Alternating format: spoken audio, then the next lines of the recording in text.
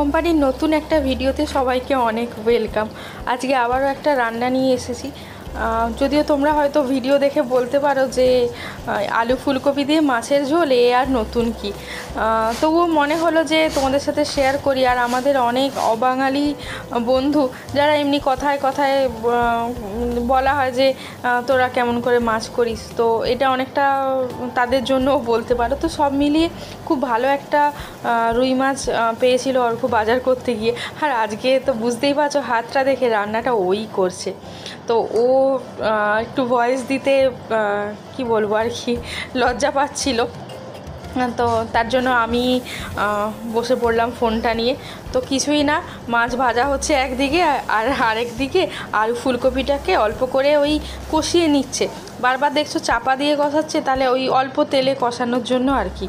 তো একদিকে দেখো এতক্ষণে মাছ ভেজেও তুলে নিয়েছে, আরেকদিকে আলু ফুলকপিটাও হয়ে গেছে, ওটাও তুলে নিচ্ছে। তো কিছুই নয়, বাড়িতে যে সিম্পল মাছের ঝোল হয় এটা তো সেটাই। তো এদিকে আমি আর আলিশা মাঝে মাঝে আসছি, দেখছি ও কী করছে। তো ওইদিকে একদিকে দেখো আমাদের ভাত বসে গেছে, এইদিকে জিরে দিয়ে দিল ওই তেলের মধ্যেই, আর তারপরে পেঁয়াজ, ব্যাস অল্প নুন আর একটু নাড়াচাড়া করে নিচ্ছে।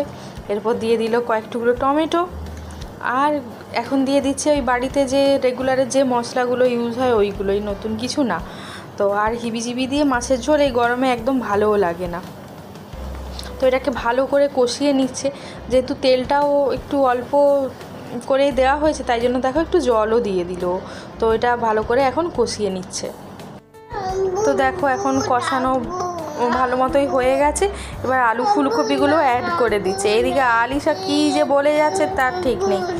তো প্রত্যেকটা বাড়িতে মাছের ঝোলের দেখতে একই রকম হলেও কিন্তু আলাদা আলাদা গল্প থাকে, মানে সবাই একটু আলাদা আলাদা করে বানায়। কেউ অনেকে আদা দেয়, অনেকে রসুন দেয়, বা অনেকে আদা রসুন দুটোই অল্প অল্প দেয়। তো অনেকে শুধু ধনে জিরে দিয়ে করে, অনেকে শুধু জিরে বাটা দিয়ে করে। তো কার বাড়িতে কেমন করে হয় কমেন্টে জানিও।